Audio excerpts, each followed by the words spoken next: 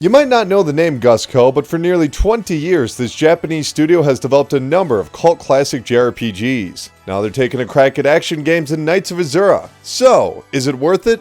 Let's find out. Knights of Azura is certainly an interesting take on the action RPG genre. Taking equal influences from Dynasty Warriors and Castlevania, Azura attempts to blend story-heavy JRPGs with hack-and-slash gameplay. 800 years ago, the sinister embodiment of darkness known as the Night Lord was vanquished by the first saint of Kira, an organization of priests and knights created to fight against demonic forces. Unbeknownst to the Kira, this victory would curse Roosewell Island, as the raining blue blood of the defeated Night Lord transformed nearby humans and creatures into twisted monsters. Now, centuries later, the knight and half-demon Arnis is paired up with their longtime friend Lilis to take back Roosewell Island from its evil inhabitants. But when the return of the Night Lord is revealed in the Dark Moon, the Curians select Lilis to become the latest saint to seal away the impending catastrophe. Concerned over her friend's life, Arnis attempts to find a way to permanently defeat the Night Lord before the ritualistic sacrifice of the ninth saint can take place. Knights of Azura is steeped in mythology, but most of the narrative's more serious threads take a backseat to the wacky antics taking place in the team's hotel hideout. Despite being the future savior of humanity, Lilis takes a job as a maid and a cook, often communicating her emotional status in the form of cupcakes. Yes, it's stupid,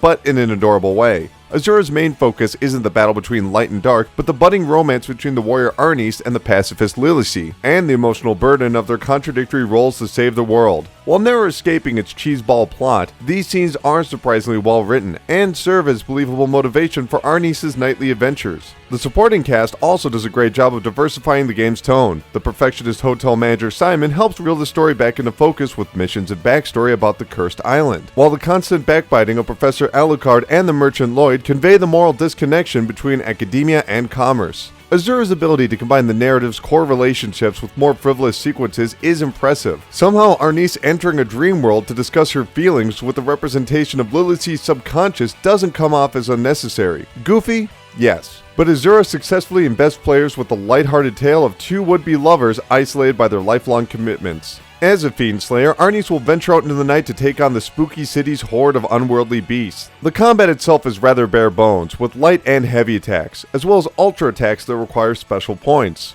Knights of Azura's Severance system allows players to activate up to 4 AI-controlled monsters, each with their own abilities including defensive, healing, and offensive. Severance come with their own strengths and weaknesses, such as vulnerability to fire, encouraging players to regularly swap out their demon pals. Post-mission level-ups develop Severance skills, which can be enhanced by equipping stat-boosting items. Blue blood collected from battle can be spent to advance Arnis' weapons and abilities, as well as unlocking more Severan forms. Sadly, these complex systems don't really pay out in battle. Sure, some enemies take less hits when Arnis' inventory and Severan team are properly tuned, but the overall gameplay is far too easy to ever require advanced strategy. Even the boss fights are disappointingly dull, with a minimum of dodging and blocking required. And this is the real issue with Knights of Azura's gameplay. Arnis always feels ridiculously overpowered compared to her opponents. Not only will her powers advance from missions, but also in background activities and optional dungeon battles, not to mention the ability to transform Arnis into her dominant demon form, eliminating swaths of enemies with the press of a button. Though many of these systems are conceptually interesting, they do little to mask the underwhelming simplicity in the core gameplay. Arnis might be sworn to defeat the knight, but her real foe is Azura's under-detailed locations, full of static objects, flat textures, and invisible walls. The environment's bland designs often make navigation a chore. Though a mini-map points out entrances and stairways, the game never visually communicates the next objective.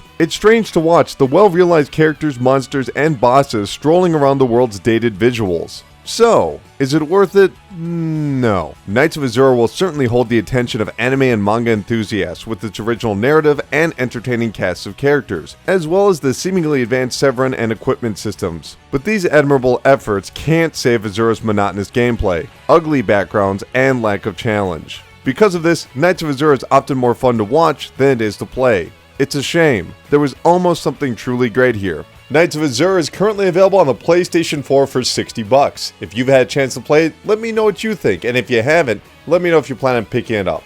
My name is Colin Tanner, and I'll see you in the next video.